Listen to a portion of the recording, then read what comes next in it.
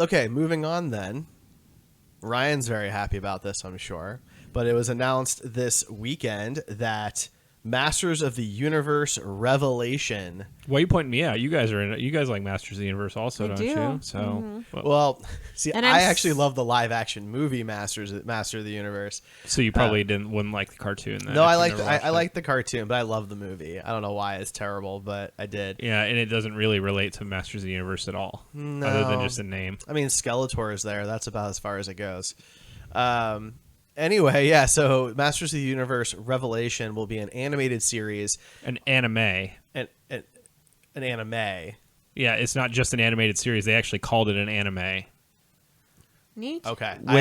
There is a difference. There is. Yeah, I had not seen it called an anime specifically. I watched the panel where Kevin Smith revealed it at, okay, and they said it was going to be an anime, and I think it says it on the poster too. Are they connecting it to the new She-Ra series at all?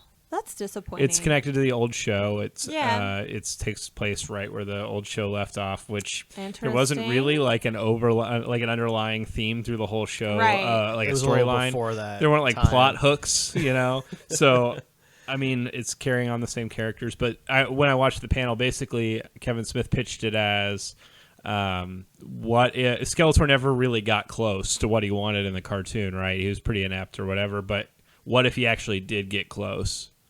And that's what the show is supposed to be, which makes me pretty excited. I don't really love Skeletor being completely inept. Opposing villain. Right. Okay.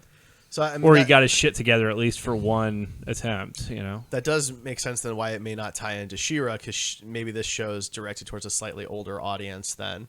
Well, and also if you watch She-Ra, I don't know that it would make sense in the same universe. I mean, there are some fleeting references to Eternia and, He-Man stuff, but it's going to be a clearly different tone. And, I mean, as much as I'd love to see She-Ra, show up at some point or something like that, I don't know that the shows should be related in this case. I was thinking that it was going to be an eventuality, and we would see kind of what the 90s did with Hercules and Xena, and just kind of have a all ages show that has crossovers. I mean, it'd be cool. I just would. I don't know. I don't love the animation style for She-Ra. It's.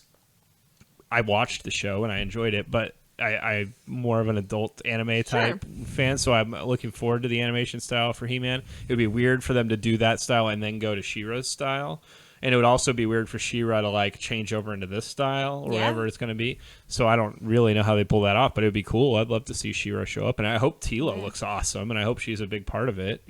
Maybe they just agree to have two different versions of the character, like DC does with some of their stuff, and we can have an all ages He-Man join She-Ra, and we can have an adult She-Ra join more He-Man, more Masters of the Universe. I won't ever complain about that. No, yeah. And Kevin Smith helming it, he is a really big fan. Mm-hmm.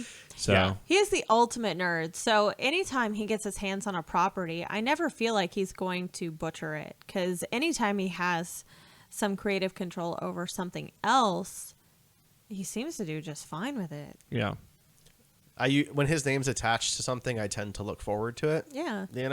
I don't necessarily love every single thing he's ever done. But no, like Jersey Girl and Zack and Miri Make a Porno, and like... it had its moments. Well, like, parts of it were funny. Parts of it had Kevin Smith, but Kevin Smith was trying to emulate other directors. He tried to make a rom-com. He tried to make a Judd Apatow film, and he knows that. He knows he wasn't trying to be himself anymore. He did, during the panel, say... I am the guy that made Yoga Hosers as a joke, for people not to get their hopes up too much about it. But he is a huge He-Man fan, and Yoga Hosers was fun. I never saw it, but he made the ideal film for his kid, and it was pretty great. I can't. It's worth checking out. It was really fun. As like a father-daughter gift, it was cool. I totally appreciated that. That's where he was coming from, and it shouldn't be taken more seriously than that. It was like a ridiculous, B horror movie style type of thing. It wasn't meant to be taken super seriously. That was not the point. Yeah. So.